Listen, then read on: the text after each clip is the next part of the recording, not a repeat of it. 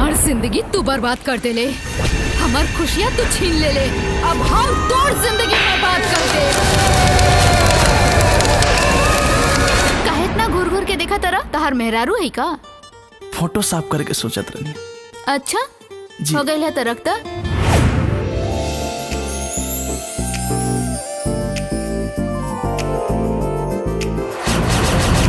देखो ना इसे तुम नजर गड़ा के, लगता है खा जाओगे मुझको पाके। देखने में लगता है कि तोहरा मनवा भटका है। दीपक तोरा से बहुत प्यार करेले। तुझे देख के कुछ तो खटका है, दिल ओढ़नी के गोद में अटका है। ये दुनिया में केहू से हम अगर सच्चा मोहब्बत करी लेना तो सिर्फ अंजलि से। पता ना तोरा कब एहसास होगी कि हम तोरा से बेपनाह मोहब्बत करेंगे।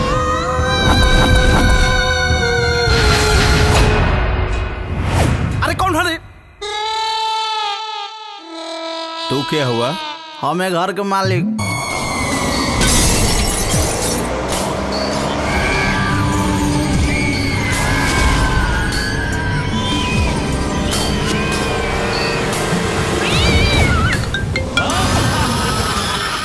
चोरी चोरी हमारा से मिले अवतारा, जान जाए कि हो अपना दत्त सुधारा।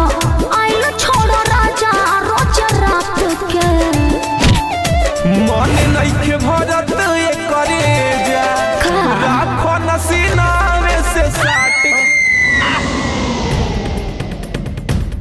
ये अंजलि का हत्यारा। हम मैडम जी के हत्या नहीं के कैले। हम अब डिसीजन ले बानी, अब फुल एंड फाइनल हो जान लू। अब बताओ हमरा का करे के बाद। देख दीपक जी पापा, बड़ा मेहनत और लगन से कंपनी के खड़ा कैले बानी। ई पोजीशन बा, गलती ना कहिए जैसे कंपनी का इज्जत हमरा इज्जत पे दाग लगे, बुझला नू? लोगावा कहेला अब हमनी के प्रेम के कहानी। तू दीवाना मैं दीवानी। इले अंजलि के मर्डर हो गई।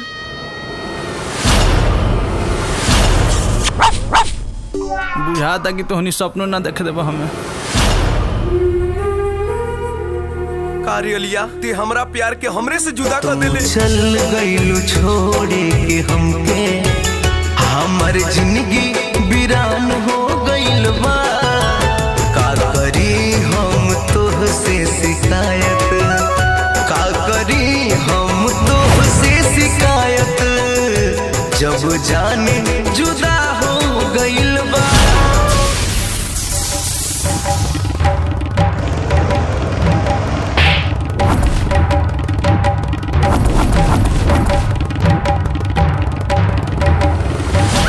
अच्छा कर्म करे वाला खातिर अच्छा होली, बुरा करे वाला के परिणाम तो बुरा ही होई।